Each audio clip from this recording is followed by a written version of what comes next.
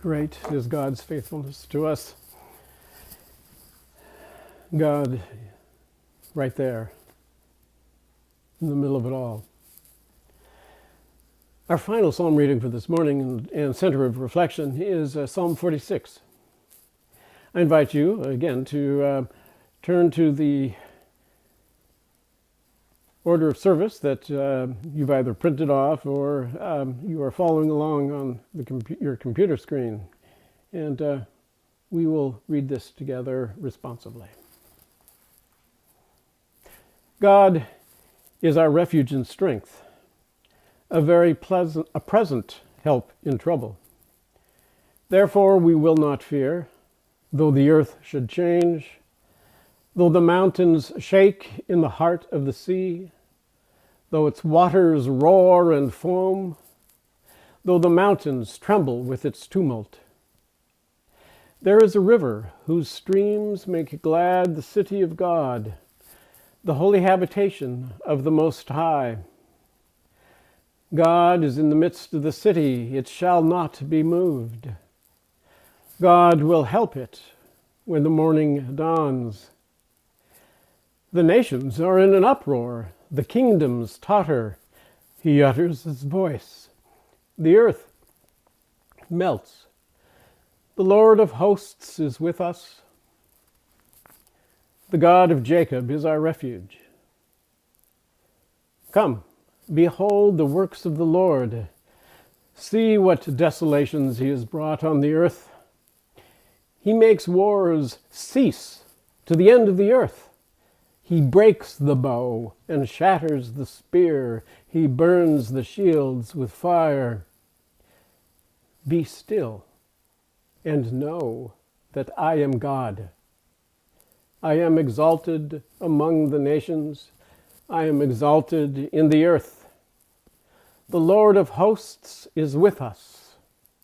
The God of Jacob is our refuge.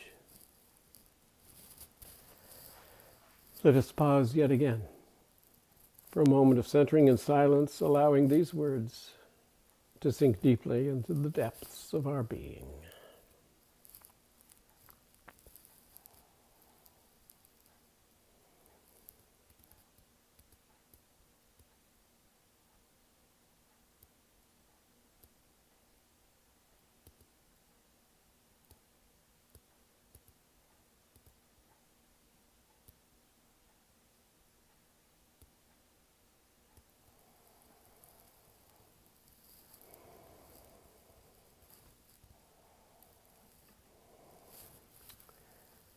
Refuge.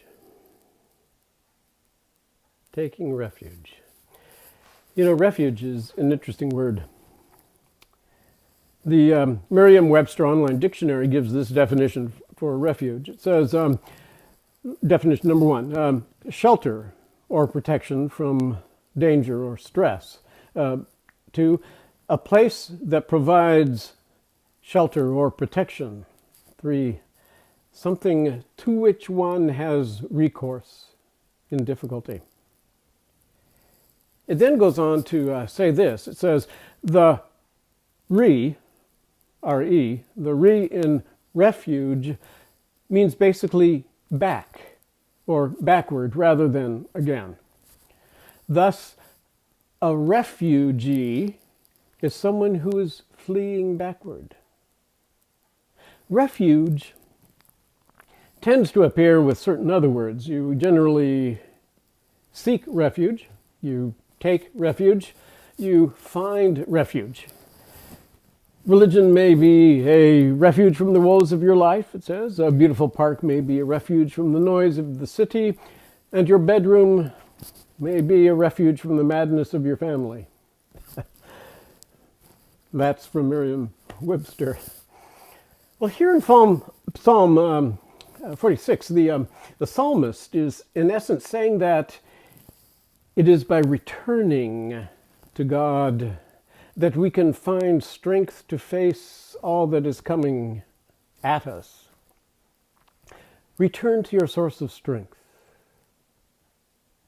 Return to God, who, as we talked earlier, is in our midst. In these times of trouble and uncertainty and fruit basket upset, this is the time to return to the one who is at our center, who is our center. And significantly, in some translations of the Bible, the Hebrew word translated as refuge is also translated fortress. God is a strong source of protection at our centered place. Now, this psalm was a source of strength and inspiration to Martin Luther at a time when he was being hunted down and condemned for his challenges to the corruption of the church. And it is in this psalm, which speaks of taking refuge, finding that mighty fortress, that we find that line that I've been quoting this day, be still and know that I am God. Did you catch that as we read it together? Be still. Take a breath, a deep breath. And again. Berit Kios, in his book, Wardrobe from the King, shares this story. Long ago, a man sought the perfect picture of peace. Not finding one that satisfied, he announced a contest to produce this masterpiece. And the challenge, of course, stirred the imagination of artists everywhere. And paintings arrived from far and wide. Finally, the great day of revelation arrived. The judges uncovered one peaceful scene after another, while the viewers clapped and cheered. Well, the tensions grew. Only 2 pictures remained veiled. As the judge pulled the cover from one, a hush fell over the crowd. A mirror-smooth lake reflected lacy green birches under the soft blush of the evening sky. Along the grassy shore, a flock of sheep grazed undisturbed. Oh, surely this was the winner. The man with the vision uncovered the second painting himself. And the crowd gasped in surprise. Could this be peace? A tumultuous waterfall cascaded down a rocky precipice. The crowd could almost feel its cold, its penetrating spray. Stormy gray clouds threatened to explode with lightning and wind and rain. In the midst of the thundering noises and bitter chill, a spindly tree clung to the rocks at the edge of the falls.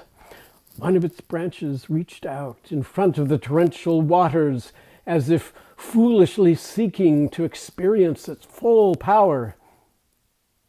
A little bird had built a nest in the elbow of that branch. Content and undisturbed in the stormy surroundings, she rested on her eggs. With her eyes closed and her wings ready to cover her little ones, she manifested peace that transcends all earthly turmoil. Well, that was true peace. Centered, nested under protective wings. And so I invite you now.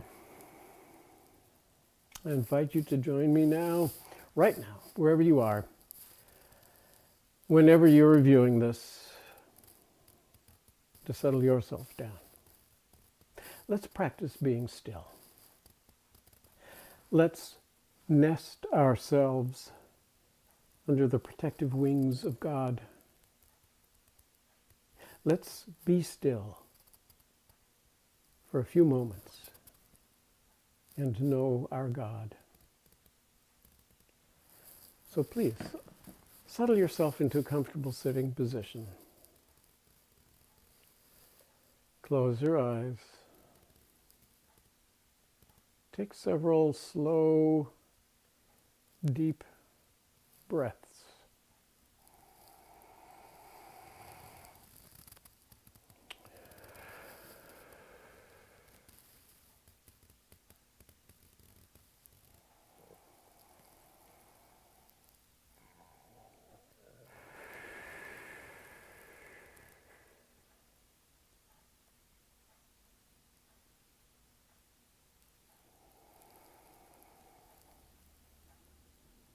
Breathe out tension.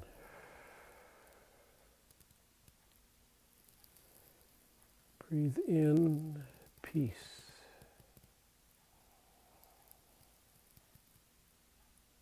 Breathe out worry.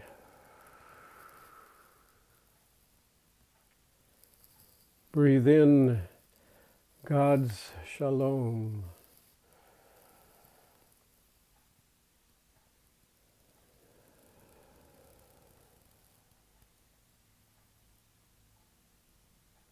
Here in this moment.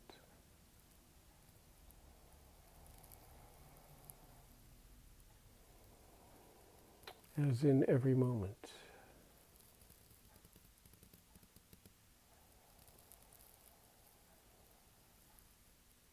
God is present.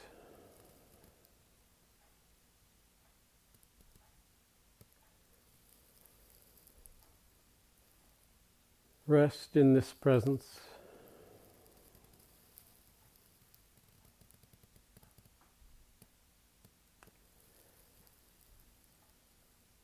Rest in this holy breath of life.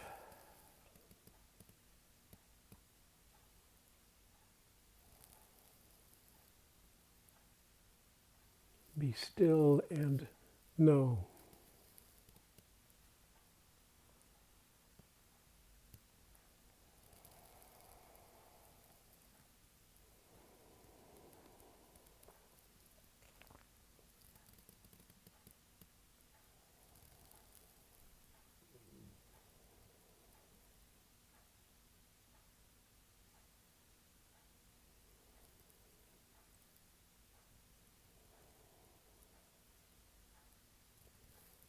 Be still and know that I am God. I am exalted among the nations. I am exalted in the earth. The Lord of hosts is with us. The God of Jacob is our refuge. Amen. And now, that song by Martin Luther. A mighty fortress is our God.